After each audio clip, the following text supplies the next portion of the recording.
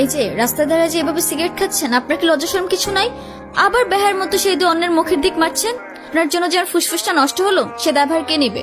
আরে আপা, এইটুক দূরে যদি আপনার ফুসফুস নষ্ট হয় তাহলে আমার বন্ধু তো ফুসফুসই নাই। আপনার বন্ধুর তো ফুসফুস কিডনি কিছুই নাই, থাকলে কি এত বড় কাজ করার পর এইভাবে বসে থাকতে পারতো? তো এখন কি করতে হবে? সরি বলেন, এটা আবার আমাকে বলে দিতে হবে? আপা আপনার সাহস তো কম না, আপনি কারে কি করতেছেন? সরি। কি নাম তোমার? Uncle Aryan. Muslim? Ji uncle. ও কি জানে না তুমি খ্রিস্টান? Are you crazy? একজন মুসলিমকে বিয়ে করবে তুমি? এখানে ওর কোনো দোষ নেই, ও যাই করছে সেটা শুধুমাত্র আমায় ভালোবেসে। দোষ যদি কারোর থেকে থাকে সেটা আমার। প্লিজ আঙ্কেল একটু বোঝার চেষ্টা করুন, আমি আপনার মেয়েকে কোনোদিন কষ্ট দিব না। আমি কথা দিচ্ছি আপনাকে, আমি আমার সবটা দিয়ে ওকে আগলে রাখবো। Out, get out.